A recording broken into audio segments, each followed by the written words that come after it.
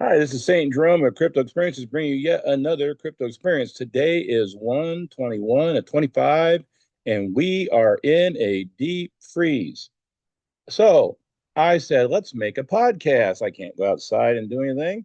And I said, I'm a little bit dry on ideas. Sometimes they just pop in my head. So I said, I wonder what makes a good podcast. So I asked Grok.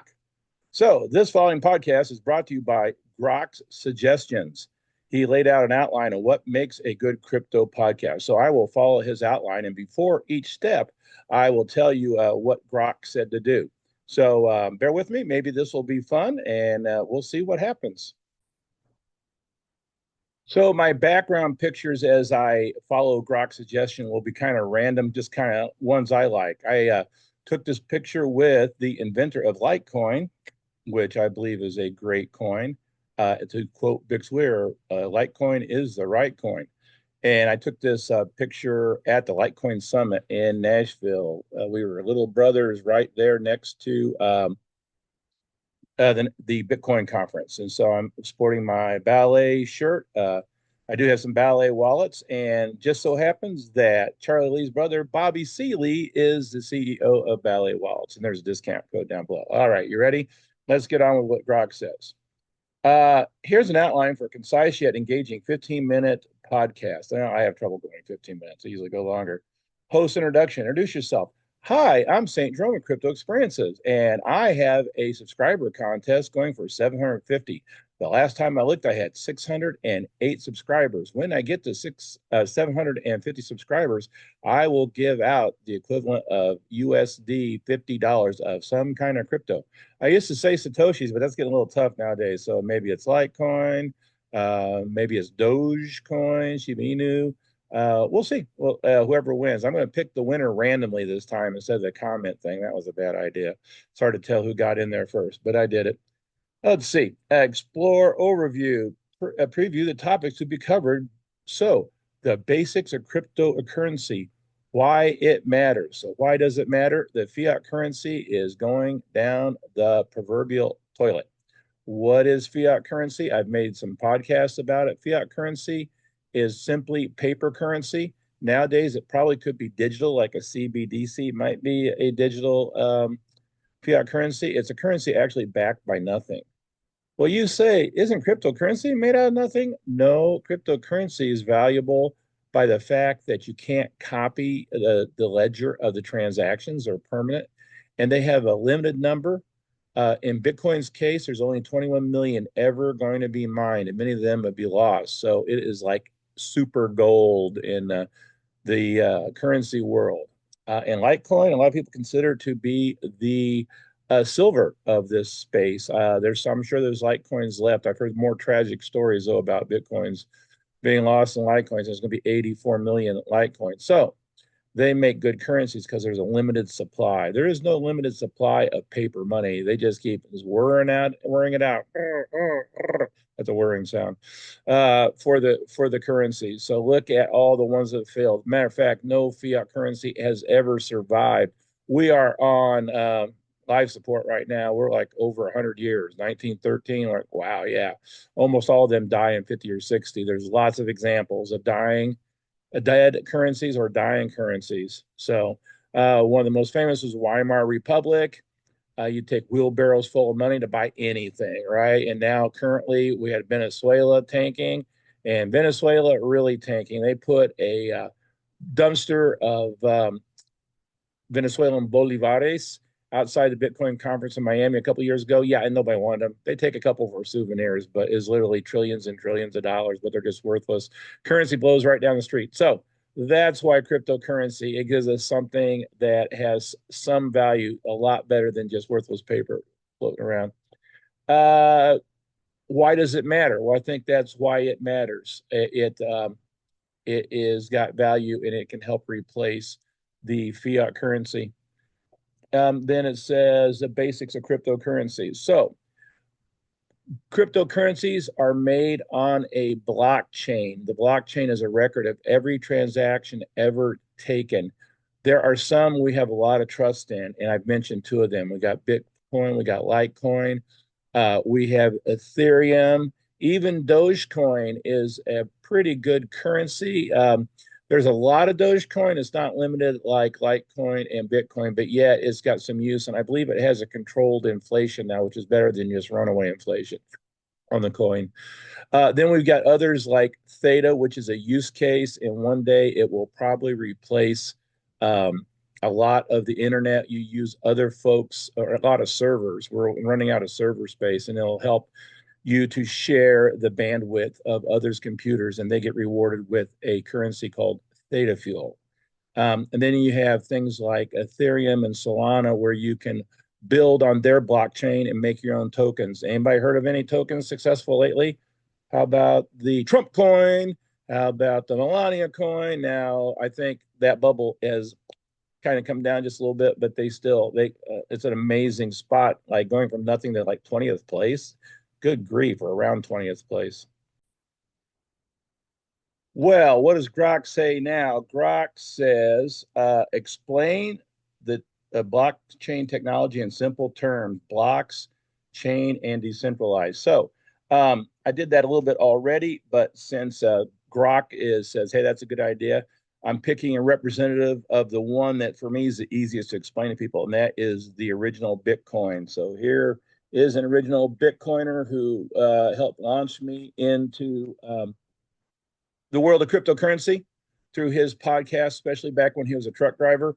Bitcoin Ben. Ben's a good guy. He's been going through some rough times lately, so just pray for his health. But he's still there. He's got quite a setup anymore with Bitcoin Ben clubs in several places. I don't know all the places, but I think Nashville, Boston, St. Louis, I think is going to be one. I think there's a couple more. I'm not sure where they are. I went to him a long time ago to help me set up my Divi node, and that went well. However, now Divi's down quite a bit, so I'm just sitting on Divi, and maybe someday I broke about even. I when it went up at its highest point ever, I did lick a little ice cream. Thank you, Jay Snips. That's before I took that advice, and so I got out okay, but I didn't really make anything at all. So just sitting there. Maybe one day, it'll get off a point oh oh oh four or whatever it's at now. So Bitcoin, but anyway, the technology of the blockchain. So you have miners who are competing in Bitcoin to make the Bitcoins, and every time after a while, you go down a few years, we call it the halving, and there's only half the reward. I'm trying to get my hands lined up. So it gets smaller and smaller and smaller and smaller till finally one day, I think it's in the 2040s, there is no more Bitcoin being mined because it's all been mined. Miners will still make money by verifying the confirmation. So they make a block, right? So the blocks in Bitcoin are 8 megabytes big, and whoever gets that block gets the reward of how many Bitcoins are in that much of a block are in the block at that time. There we go. It's like everything's backwards for me. And in Bitcoin, those blocks are 8 megabytes long. Now they are on the blockchain. So once you have a record of a block, you cannot change that block. And every block has different transactions. So every transaction that's ever been in Bitcoin is recorded on the blockchain in these series of 8 megabyte blocks until one day, the transactions will keep on going on, but the one day there will be no more blocks being made, but confirmations will be coming.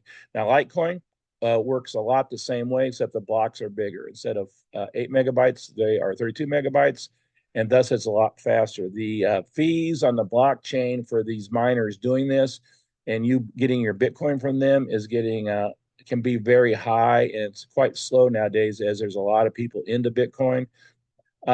If you are using the Strike app down below, which I like to get Bitcoin, and you want to send it fast, it may cost you 10, $15 for just like a $30, $40 transaction. But if you are patient and say, hey, I don't care, just get it there within, I don't know, about a day, then there's no fees on it. So it just kind of depends how fast you want to get it there. I've had to use Bitcoin to buy some things because that's the only thing people would accept. And I was able to use the slow one, paid no fees, but sometimes you really need it fast or make sure they get it. You got to pay the extra fee. Now, Litecoin, basically the same technology, but it's much faster and the fees are just pennies. So how do we get Litecoin out of Bitcoin?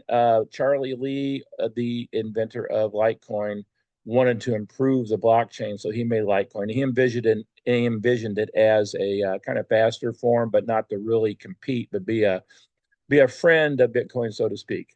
So anyway, that is the blockchain.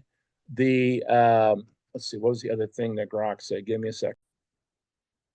Oh, simply, why is it decentralized? It's decentralized because there's not one entity doing the making of the coins. You have all these different miners spread out over all the whole world, and boy, those Bitcoin rigs are getting humongous. And the first one through, boy, they get it. So you may have a miner in South Africa. You might have a miner in the United States. You have a miner in Sweden, all over the world. And that's why it's decentralized. Not one place rules it. If somehow you could control 51% of the Bitcoin miners, you could control Bitcoin and change things. But as we stand now, that's not possible. Okay. So that's one reason all the countries are putting Bitcoin in the reserve is because it's safe, it's decentralized, and no one else, as long as you got your private keys, no one can get to it. You share your private keys, you lost all your money. So you get a public key where people send you money. It is this long code, digits and numbers. And when you send it, you need to have so that is the cash box, the public key. And then you need your private key to open it up and send. That is the key to the cash box. And that's how the decentralized system works. So as I go to the next part of Grok, I'm just kind of putting up slides in the back that I like to put up there. So on the left is Litecoin Lisa, and on the right is Clint Westwood. And you see me in the middle at a Westwood meetup sporting my Westwood shirt for the event. And I have a Litecoin Underground hat that I got from Grant Hill. So Lisa and Clint have a weekly Friday podcast about happy hour, and we have quite a Litecoin family that shows up for that. So they're going to be in the background as I continue my podcast. So Grok says discuss the type of cryptocurrencies. Brief mention of Bitcoin, Ethereum, and maybe one altcoin like Cardano or Solana as examples. So Bitcoin, we've talked about quite a bit already. Ethereum used to be proof of work like Bitcoin, but now it's proof of stake. So you have all these computers that have been approved for the network, and they're the ones that verify the chain in Ethereum. What makes Ethereum different? You can build tokens on the Ethereum network. So, for example, if you were a presidential candidate, Saintjerome, you can make the Saintjerome token, and then you can put it on the Ethereum blockchain, and people will buy that token. Now, the underlying layer is Ethereum, and you get charged what's called gas to use Ethereum to push your coin through, and people have to pay that gas fee. I'm not sure how Ethereum fees are right now. I have personally been avoiding Ethereum because of the fees, but they were getting quite high at one time. I'm pretty sure they're down now. There's a lot of competition now coming in. Solana is used to make tokens, and I'm not familiar with a lot of them, but I know we even do like ordinals on Bitcoin. I have a ordinals with a couple of pictures of my wife and I's wedding picture, for example. They're on blockchain forever as long as there is blockchains, and things like that. But the main ones are like Ethereum and I know Solana. Um, Cardano, I don't know a lot about it. I did get into it a little bit because it's an ISO 222 token, and those went up a lot lately. What are those tokens? They are ones that are going to be used by BRICS nations and banking, and they are super fast compared to the very slow SWIFT system that the Western world uses. So the biggest one everybody knows is XRP, and then you got XLM, HBAR. According to the Future Forecasting Group, it has a lot of high future. Cardano, I got little bit lately because I heard that was going to do well, and it's done okay too. Then you got what else you got? You got the XDC, Algorand, and that's some of them. I know there's a couple more anyway. So that is cryptocurrencies. Now let's talk about the next thing. Another one of my favorite shots I've taken with people. I couldn't get this one to fit the size very well. I'm just this guy with a laptop sitting on my lap on my couch. that I went to a Bitcoin Ben meetup in St. Louis about almost 3 years ago now, I think, maybe just two. But who else was there? There's that handsome man in the background, Saintjerome, a little bit heavier than he is nowadays. On my left is Bix Weir of Road to Ruta fame. He is the one that tells us about silver is going to be crazy price someday. He has a Road to Ruta theory. You should check into that. Check out his channel. I think it's roadtoruta.com. I'm not sure, but you can find it by searching that way. But I met Bix a couple times, talked to him. Love his music, great musician. His song "Litecoin's a Right Coin" is a classic. You can get that on like all the different places, like tune stores. I can't think of what I'm thinking of, and it's there.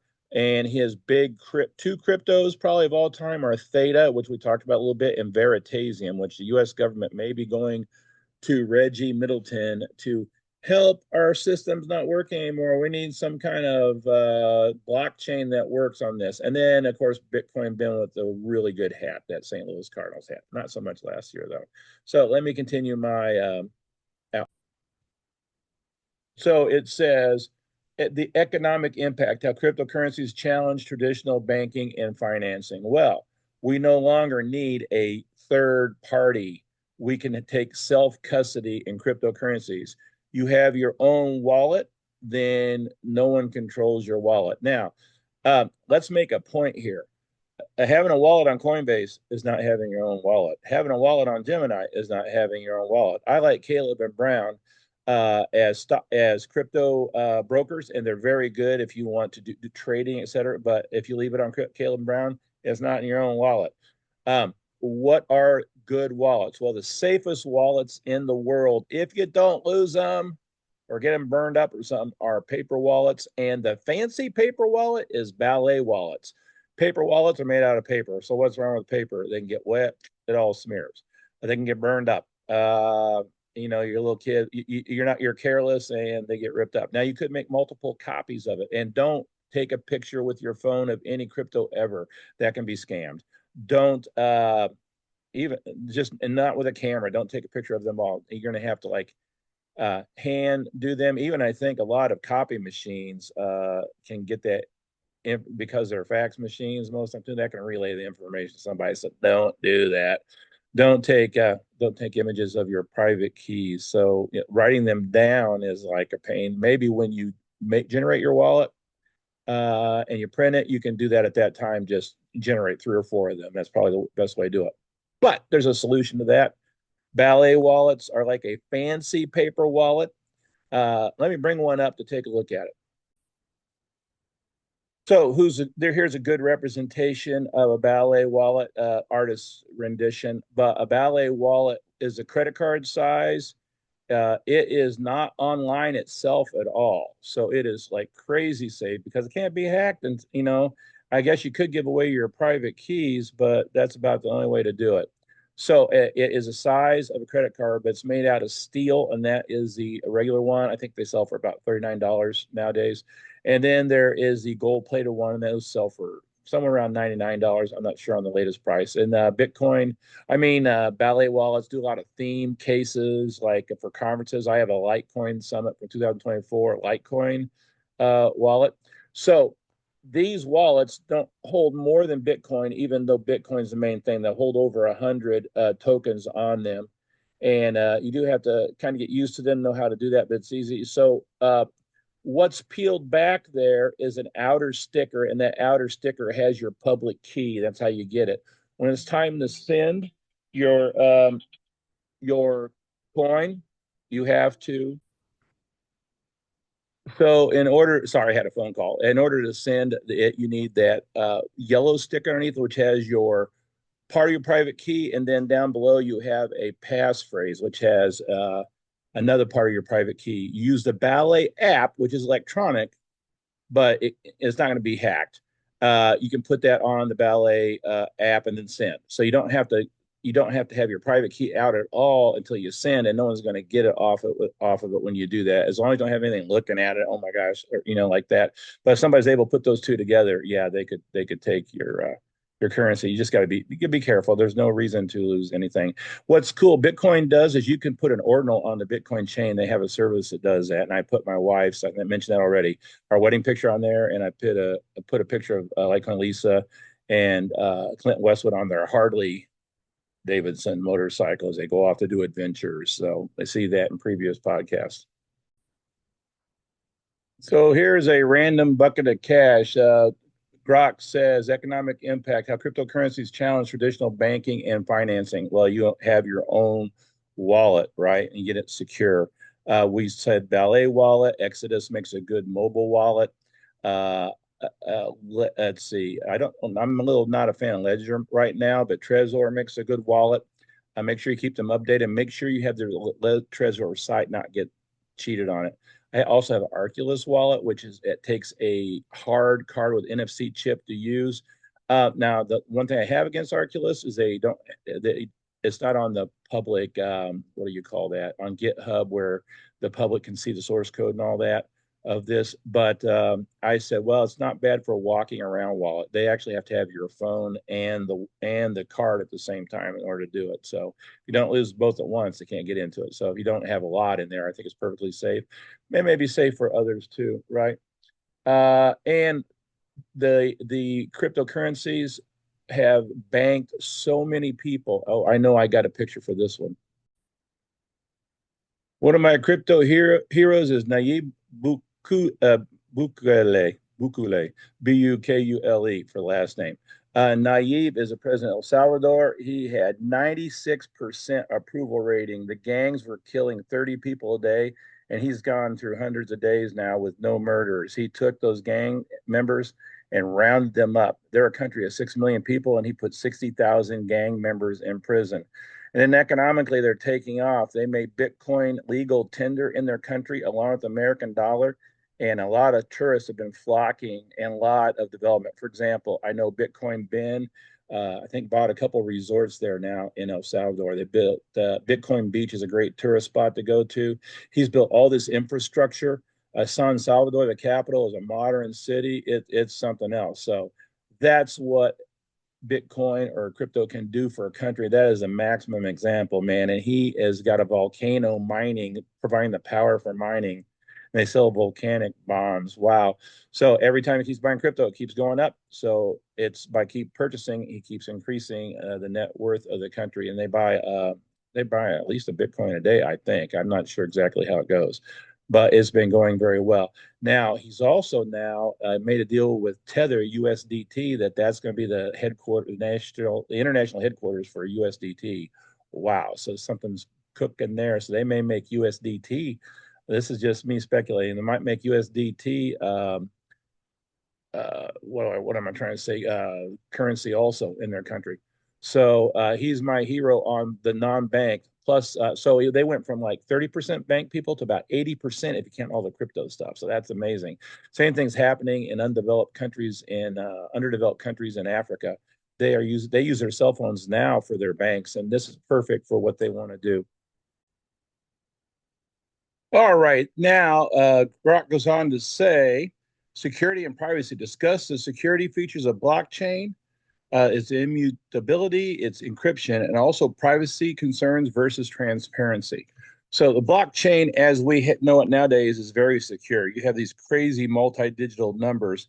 So, in order to just guess, you would need some crazy computing. So, it's not really possible in today's world. Now, the quantum computers, all bets are off on that. But there's probably a way to like secure it even more with extra verification, et cetera, et cetera. Now, privacy. Here is something that people think, and they are wrong. They think that Bitcoin is private. No, every transaction ever made in Bitcoin is recorded, and if you have the know-how, you can trace it back to where it came from. So it's just used by the criminals of the world and then the bad people. No, not true. You can, it's actually more upfront and so with governments all only using Bitcoin, you can track everything they spend their money on. What? Yeah, and most coins are that way. There are a few exceptions. I think Zcash and Dash are privacy coins. I don't know much about them. I just remember that from years ago. The big two I do know something about is Monero and Litecoin. So Monero is the granddaddy of privacy, and it is a big one. So there's a symbol for Monero. It is the most private of all coins. Thus, a lot of governments don't like it, and they try to keep it off the exchanges. There's not too many places you can get it nowadays, but I think you can still exchange inside the Exodus wallet for it, and there are a few other places. I'm trying to get my cap straight. Uh, I like Halo and Brown, and they don't offer it. I don't think Coinbase offers it. I'm not 100% sure on that. So what happens in Monero, as I understand it, is a lot of different addresses that people go up and get scrambled, come out the other way, and you can't trace them. Uh, Litecoin has a similar feature, and they just put it on the Cake wallet, and they have it on their own wallet, and it can you can send a transaction using what is called Mimble Wimble, I guess a reference to a famous movie. But there are people who are petitioning to make it VPM instead of virtual private network. It would be virtual private money, and so they're trying to make it a little bit more educated, reach the mass. Like, whoa, this is a real thing. So it works real well. I played around with it just a little bit. You can move your Litecoin into the Mimblewimble part or the virtual private money, and it kind of cleans your address and you take it back out. So it goes in there and mixes with several other addresses, and you're not sure exactly who got what money where. Uh, and it works pretty good. So there's privacy if you want privacy. Well, now Grok says uh, real world applications, examples of smart contracts, NFTs, and decentralized finance, which is DeFi. So, smart contracts, not a big expert, but I know that XRP and Stellar are going to be two of the big ones and already are, where banks will be making contracts to each other and they're going to use it off the XRP chain. Stellar doing much the same thing. The inventor of Stellar came from inventing XRP, I understand. I forgot his name off the top of my head.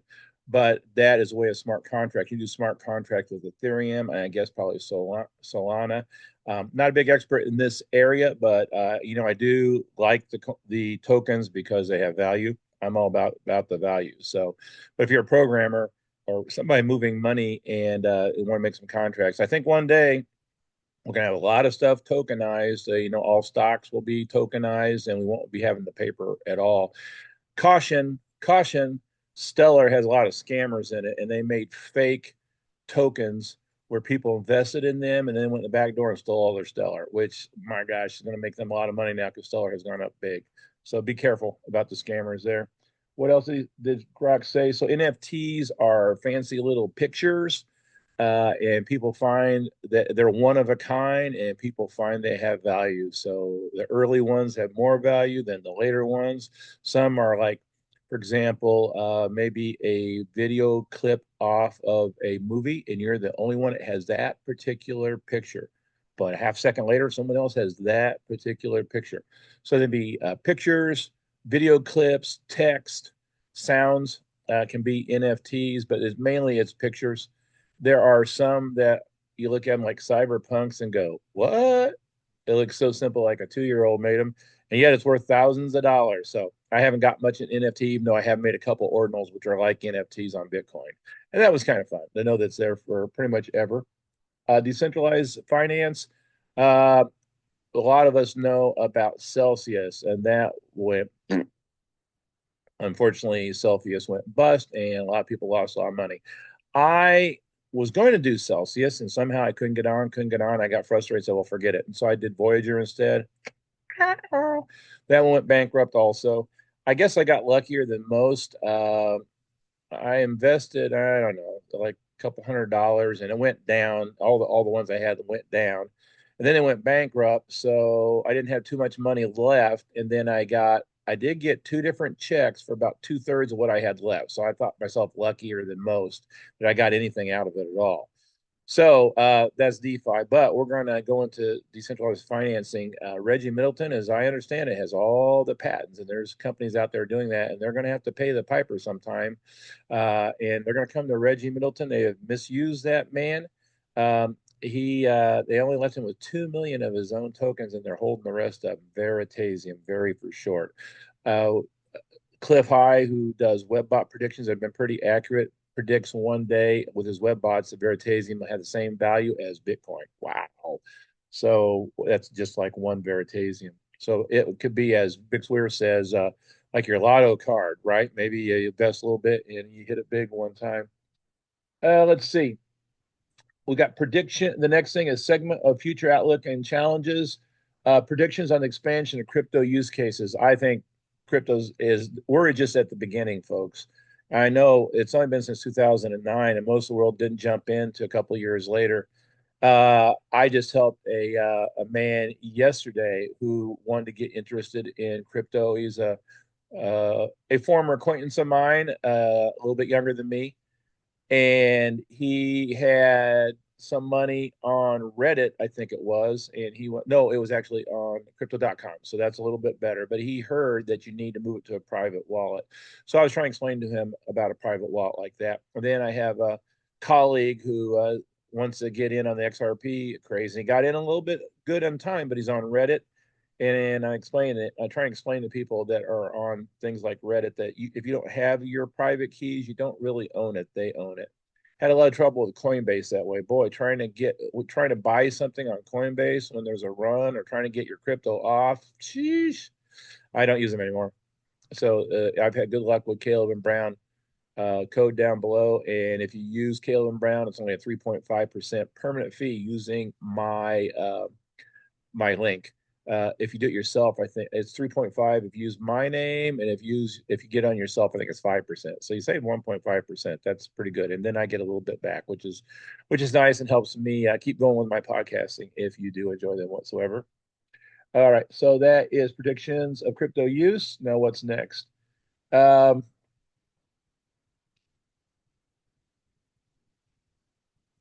Okay, so I think, what security hacks and scams? Yeah, there's people fishing all over the place. That's the challenges. Oh my gosh. Uh, this poor man, I got this call to help this man. He said, help me get my Bitcoin off of my app. I know I've been mining it and I have like $300,000. And I'm like, is this on your cell phone? He goes, yes. I go, I hate to tell you, but I don't think you got a penny. I think this is a scam. And he goes, no, no, it's real. It's real, real. Well, I got hold of Jay Snips. I got a hold of Bitcoin Ben, who I have some contact with, and asked them about it. And they are like, uh-oh. And then I went back and I said, well, tell me more. And he had sent a check for $70,000 to some bank in New York, and he didn't even know who he sent it to. He just sent it to an address, and then he's able to do something else on the app or get more access or something. $70,000, and he thought he was mining. I said, "Well, let's try to get $25 off of your account." And he asked to get $25 off, and they said you'll have to send us $12,000 in order to take your $25 off. At that point, he realized he got scammed. I felt so sorry for him. Nice guy, but man, that stuff's all over. Never hit a link in your email and never hit a link in texting unless you know where it's from, because they are scamming all over the place. That goes for banking too. So watch out for that. That's big scam. Oh, I forgot to mention they try to scam on my little podcast. They get out there and go, "Hey, good content. I have a USDT wallet. Here are my secret words. Will you help me get to my access to that?" Oh, bull crap! They're trying to get me interface. I don't know if those secret words cause some kind of code to happen that they can reverse it, whatever. But I blocked them. A couple times I said something, but you know what? Don't say anything anymore. It's not worth saying anything. They just keep coming. But yeah, watch out for those scammers. I don't use Telegram at all anymore. I just found that full of scammers. And I know a lot of people still use it, but I'm not touching Telegram. Uh, it's just too much. Grok's also talking about energy consumption, proof of work versus proof of stake, and regulatory hurdles. So there's a lot of regulatory hurdles. uh, next to Gary Gensler, who they wouldn't tell what the rules are. Well, I think we may get a partial solution. uh, Donald J. Trump, our president of the United States, is crypto friendly, and he's talking about making all American based cryptocurrencies and tokens tax free. When that happens, you're going to see a rush into cryptos. It's already kind of starting to happen now as people realizing fiat dollars are dead. So I like proof of work because you have to, it's like mining gold. You have to work at it, and then you got the gold. It's got a little bit more value. Proof of stake, you got to trust the computers getting staked. Now, if you got a bunch of them in your network, but what if you got like 21 computers only? I think one of our stable coins has just a few computers like that. Yeah. Do you trust those 21 people? Now, Theta Network, they got computers all over the place, all sorts of nodes. They're a very trustworthy proof of stake network. All right. I think we did that. We talked about hacks and scam. It says conclusion 1 to 2 minutes. You think I can do it 1 to 2 minutes? Let me find another picture. I talked about Bixweir a little bit already. He's on the right side, but I haven't talked about Cliff High. Cliff is very buff nowadays. Boy, that guy has built himself up. So they're talking about year zero a couple years ago, and we might be about there. Now, there's something rare you don't see every day. Bixweir with a Bitcoin emblem on his hat. It's usually, if anything, it's Litecoin and Theta. So Cliff Hyde does web bots that have an amazing job of predicting the future. And if you put them hand in hand with Dick Algeier in the future forecasting group, which they got a little pricey for me, a lot of stuff crosses over. And then there's actual some Bible prophecy prophets like Kim Clement, Brandon Biggs. They've been hitting stuff pretty accurate. So I kind of like a mix of all these things and using my own judgment to come up with some ideas of how to play the crypto field. So to summarize, we are new in the crypto field. It's wide open. There's a lot of good coins coming. I like to stay with the standard ones that work for me: Bitcoin, Litecoin, Theta, all the ISO 222 compliant coins. You might try a little Monero, which is a little bit harder to use, but it's a good storage and good way to kind of mix your funds up. Those are the coins I like to stay with. Call to action: stay informed. Maybe you should subscribe to this podcast and be part of that 50 USD dollars that's coming in 750 subscribers. I'll tell you what, I'm stepping on a limb. Haven't said this yet. I'm going to give a second and third place. Not a lot on those, but I'll go 3 places deep anyway. So have your friends subscribe, folks, to this channel. If you like something you'd like to see, I'm not a super expert in everything, but I've been in this field since 2016, and I have met and talked to a lot of people, and I watch a lot of podcasts, and that's where I get my info from. A lot of experience in what's going on. That's why it's called Crypto Experiences, right? Also, like precious metals a little bit, I'm going to do a podcast coming up soon on the new Florida goldbacks. They should be shipped any second now. So they're pretty cool. Goldbacks, if you don't know, are notes that are placed on a polymer, and very 24 karat gold gets embedded in them. It's gold. It's not a fake gold thing. You put a slab on top, and they come in anywhere from 1/2000th of an ounce to 1/10th of an ounce. So they're amazing little things. So the Florida ones are coming, and they are amazing artwork on them.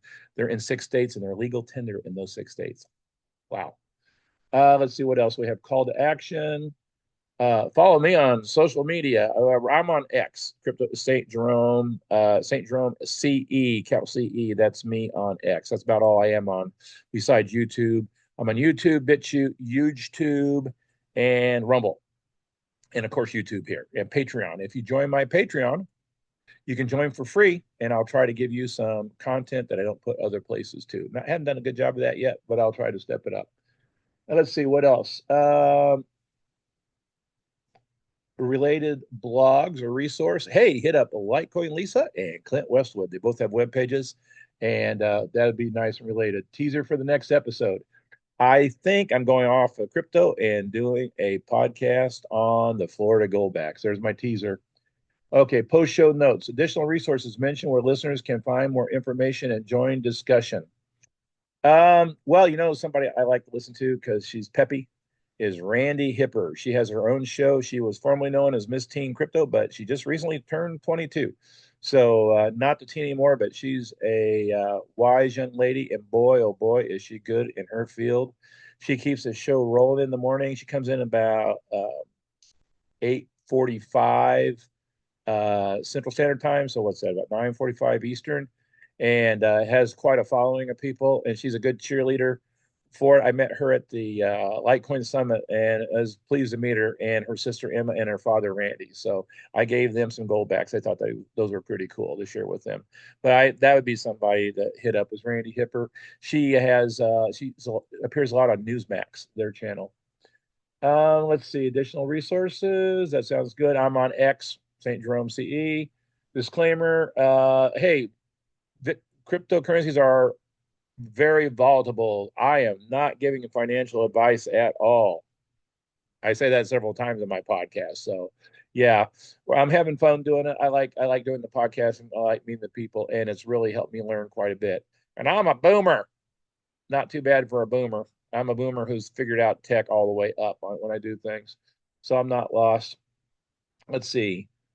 Well, it says this structure ensures that listeners get a comprehensive yet digestible introduction to cryptocurrency, making it suitable for both beginners and those looking to deepen their understanding in a short time frame. You can ask me questions down below, but please don't try to scam me with, hey, can you help me with my USDT wallet? Hey, can you tell me if this is how I get the Trump coin with these special code words? Don't do that stuff. I'm just going to block you. All right. Well, thanks for watching. I'll get this out real quick to you. Hit patreon.com Saint Jerome is my Patreon channel. Like I said, I'm on those other social networks too. Thanks for watching. Please hit a like and subscribe. I always forget to do that. And join my 750 subscriber contest. Thank you very much for watching, and goodbye.